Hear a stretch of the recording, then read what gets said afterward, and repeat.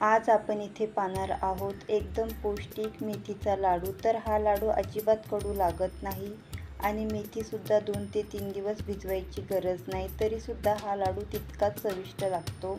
तर हा लाडू तुम्ही सकाळच्या नाश्त्यामध्ये एक लाडू खाऊ शकता। तर चला मग रेसिपीला सुरुवात करूया। 2 चमचे मेथीदाणे, 1 चमचा इलायची, 1 चमचा पिस्ता, 2 चमचे भोपळ्याच्या बिया, 1 मोठी वाटी काजू, 1 वाटी रताळ्याचं पीठ, 1 वाटी राजगिऱ्याचं पीठ आणि 1 छोटी वाटी बदाम आणि अर्धी वाटी इथे डिंक घेतला आहे आणि 1 छोटी वाटी अंजीर, 1 छोटी वाटी तूप आणि 1 छोटी वाटी गूळ घेतला आहे। तर सर्वात आधी इथे मी मेथी भाजून घेतली आहे, म्हणजे गरम करून घेतली आहे आणि थंड करून त्यानंतर मिक्सरमध्ये घ्यायचे आहे। त्यानंतर मिक्सरमध्ये बारीक वाटून घ्यायचे आहे, म्हणजे मेथी दाण्याची पावडर तयार करायची आहे। तर इथे मेथी दाण्याची पावडर तयार करून झाली आहे। तर इथे दूध घालायचं आहे आणि 20 मिनिटासाठी याला व्यवस्थित इथे भिजत ठेवायचं आहे। त्यानंतर इथे एक कढई घ्यायची आहे। कढई गरम झाल्यानंतर अंजीर घालायचं आहे आणि हे अंजीर इथे व्यवस्थित भाजून घ्यायचं आहे, म्हणजेच गरम करून घ्यायचं आहे। अंजीर गरम झाल्यानंतर थंड करून मिक्सरमध्ये बारीक वाटून घ्यायचं आहे। त्यानंतर इथे परत 1 चम्मच तूप घ्यायचं आहे। तूप वितळल्यानंतर इथे आपण काजू पावडर घ्यायचं आहे। काजू मी इथे आधीच मिक्सरमध्ये बारीक वाटून घेतलं आहे। तर ही काजू पावडर इथे लालसर अशी भाजून घ्यायची आहे, एकदम पण अशी जाळायची नाही आहे, हलकी अशी लालसर भाजून घ्यायची आहे। तर इथे आपली काजू पावडर मस्त भाजून झाली आहे, तर काढून घ्यायची आहे। त्यानंतर परत इथे तूप घ्यायचं आहे। तूप वितळल्यानंतर इथे बदाम पावडर घ्यायची आहे, म्हणजे बदाम इथे मी मिक्सरमध्ये बारीक करून घेतला आहे। बदाम पावडर सुद्धा आपण इथे लालसर होईपर्यंत भाजून घ्यायचं आहे। तर इथे बदाम पावडर सुद्धा मस्त आपली भाजून झाली आहे, तर काढून घेऊया। त्यानंतर इथे परत 1 चम्मच तूप घ्यायचं आहे। तर इथे मी 2 चम्मच तूप घेत आहे। त्यानंतर इथे 1 छोटी वाटी रताळ्याचं पीठ घ्यायचं आहे आणि हे पीठ इथे व्यवस्थित लालसर असं 10 मिनिटासाठी बारीक गॅसवरती भाजून घ्यायचं आहे।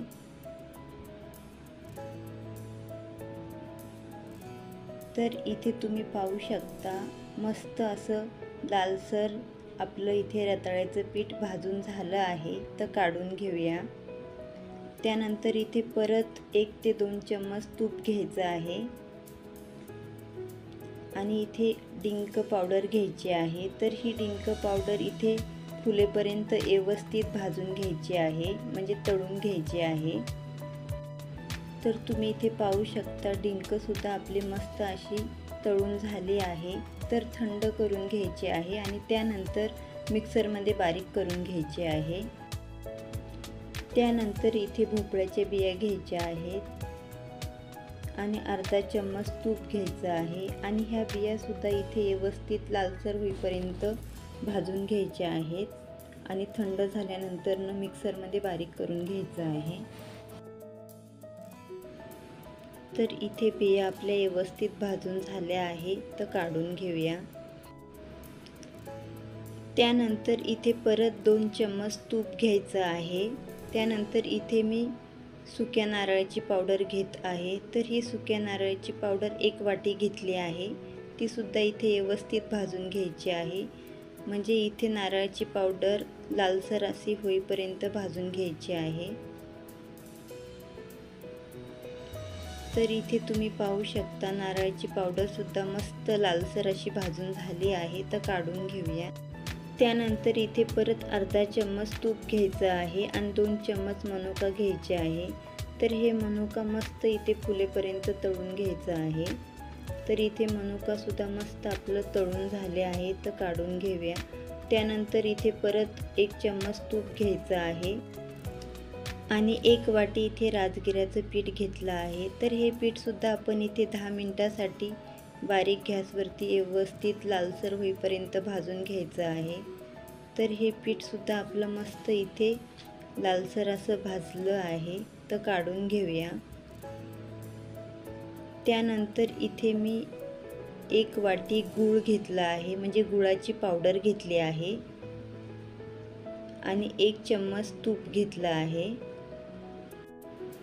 त्यानंतर इथे अर्धी वाटी पाणी घ्यायचं आहे आणि 5 मिनिटासाठी बारीक गॅसवरती हे गूळ इथे व्यवस्थित वितळून घ्यायचं आहे, म्हणजे याच्यातलं पाणी अर्ध आटून घ्यायचं आहे। त्यानंतर इथे 2 चम्मच साखर घेतली आहे।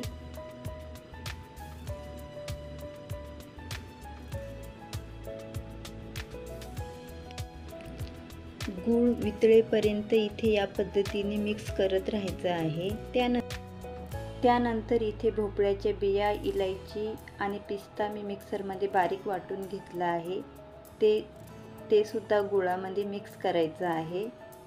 तर तुम्ही इथे पाहू शकता, मस्त असा गुळाचा पाक आपला तयार झाला आहे, तर काढून घ्यायचा आहे। तर मी इथे सर्व पदार्थ एक मोठ्या भांड्यात काढून घेतला आहे आणि मेथीची पावडरसुद्धा याच्यामध्येच मिक्स केली आहे। तर गरम असल्यामुळे चमच्याने या पद्धतीने मिक्स करायचं आहे। त्यानंतर इथे हे सारण आपलं हलकं थंड झाल्यानंतर लगेच लाडू बनवायला घ्यायचं आहे। तर तुम्ही इथे पाहू शकता, लाडू बनवायला अजिबात टाईम लागत नाही, एकदम झटकीपट असा मेथीचा लाडू तयार झाला आहे। तर हा लाडू अजिबात कडू लागत नाही, खायला पण तितकाच चविष्ट लागतो। जर तुम्हाला माझ्या रेसिपी आवडत असतील तर चॅनेलला सबस्क्राईब करा आणि लाईक करा आणि असेच छान छान व्हिडिओ पाहण्यासाठी भेटू पुढच्या व्हिडिओमध्ये। धन्यवाद।